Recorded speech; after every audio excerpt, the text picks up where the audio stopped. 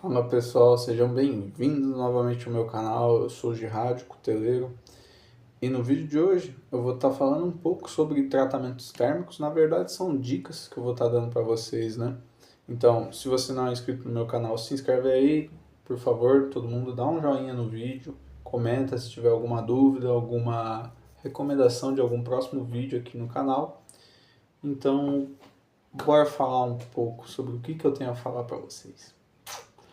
Bom, eu separei aqui basicamente nesse vídeo, pessoal, de tratamento térmico, 4 dicas que eu quero dar para vocês e acho que elas são fundamentais para quem quer fazer um produto bem feito, né? Executar um processo metalúrgico bem executado, né? O primeiro deles, pessoal, eu tô com uma folhinha de cola hoje, uma folhinha aqui. O primeiro deles, conhecer o material.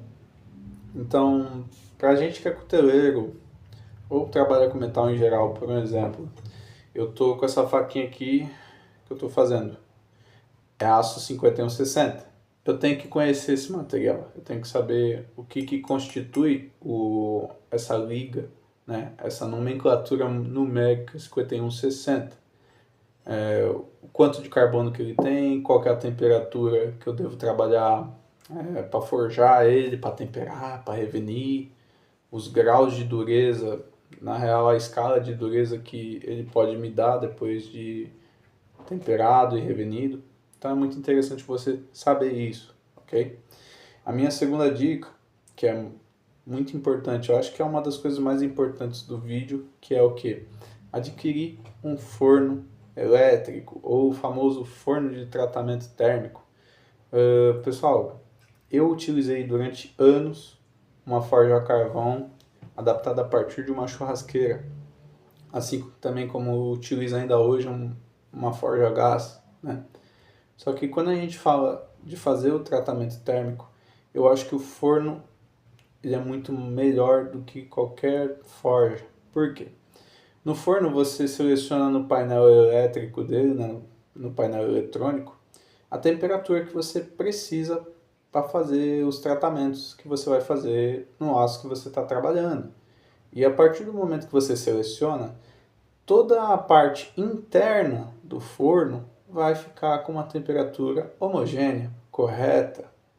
Então você tem certeza que corretamente você vai estar tratando daquele aço na temperatura específica que é pedida pelo fabricante, entendeu?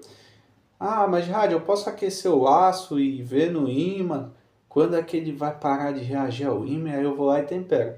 É o método raiz, né? É o método usual, método de campo, né? Que você pode fazer. Só que eu vou falar para você que é o certo, mais ou menos. O correto mesmo, se você for ver, até mesmo hoje na indústria, é você fazer têmpera em ambiente controlado. O que é um ambiente controlado, né? Uma têmpera controlada corretamente é em forno, entendeu? Tudo bem. Quando a peça é gigante, eu acho que não vai existir um forno gigante. Pode ser que exista, mas de possibilidade, você quer fazer um tratamento térmico melhor, com mais qualidade nas suas facas, compra um forno. Quando você tiver chance, claro. Vamos agora para minha dica número 4 aqui. Fazer o tratamento térmico corretamente. E quando a gente fala de tratamento térmico, para o pessoal que já está há anos na cutelaria, o pessoal já sabe o que é aí. O pessoal que está começando agora, ou até mesmo uma pessoa que já trabalha há anos com isso, mas não procurou ler mais sobre isso, eu estou falando dos 4 tratamentos que a gente tem constituídos hoje, que são mais utilizados na cutelaria e na indústria, que são recozimento, normalização, têmpera e revenimento. Geralmente a gente vai pensar que o tratamento térmico é só têmpera e revenimento. Não, cara, de modo algum.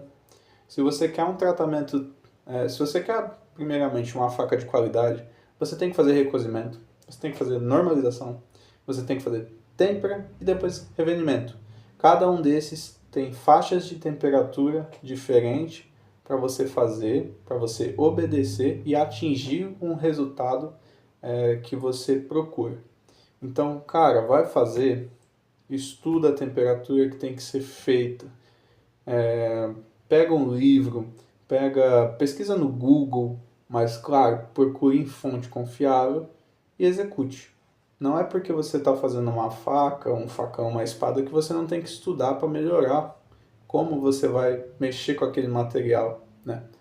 Então, estudem e façam tratamento térmico corretamente. E agora, dica número 5, a última e não menos importante, consultem um gráfico TTT. O que é gráfico TTT? Essa sigla, né, TTT, se refere a tempo, temperatura e transformação. Eu vou deixar uma fotinha aqui no canto aqui para vocês entenderem o que é esse gráfico TTT. Ele faz uma relação entre tempo e temperatura para você basicamente estar entendendo o que você vai atingir de microestrutura dentro do material, entende? E a microestrutura nada mais é do que responsável para você saber se você tem um aço que foi temperado corretamente, se ele vai ter uma dureza bacana, se ele vai ter, até mesmo vamos dizer assim, propriedades mecânicas que você necessita. Seja isso numa faca, seja isso em uma peça de setor automobilístico. Quando vocês estão mexendo com aço, por exemplo, o 5160, que é esse caso aqui, e vocês querem saber coisas sobre ele, vocês podem ir procurar esse gráfico. Mas Rad, se eu mexo com o 5160, que é esse aço aqui, ou se eu mexo com o H13, que é esse aço aqui, que eu estou forjando uma ferramenta dele, inclusive, é tudo a mesma coisa, só aquecer, mergulhar no óleo, não, de forma alguma. Para começar, normalmente, 5160, ele tem uma temperatura correta para você fazer a têmpera e os outros tratamentos térmicos, e ele é refrigerado em óleo para fazer a têmpera. O H13 é um aço que ele pode ser resfriado em ar. Você vai tirar ele do forno na temperatura que você precisa para fazer a têmpera e vai deixar ele resfriar no ar. E ele vai temperar. Então assim, vocês podem ver isso através desses gráficos que eu estou falando. Vocês, claro, tem que saber ler o gráfico, saber a relação de microestrutura, a relação de tempo, a relação de temperatura e as curvas que eles te dão, entendeu? Então, minha dica é, estudem isso. Esse vídeo eu fiz como se fosse uma continuação do vídeo Óleos para Têmperas de Facas, é um vídeo antigo meu, lá do início, quando eu comecei a gravar coisa aqui pro YouTube. Se vocês quiserem assistir, é só procurar aí nos vídeos do canal. É isso, espero que esse conteúdo que eu dei aqui para vocês seja útil, ajude alguém a melhorar, né? Acho que a escolha que a gente pode fazer das coisas é isso, sempre estar melhorando, sempre estar aprendendo coisa nova, sabendo mais coisa que a gente não sabe. Agradeço aí se você ficou até o final desse vídeo, compartilhe com quem você acha que vai gostar e até a próxima.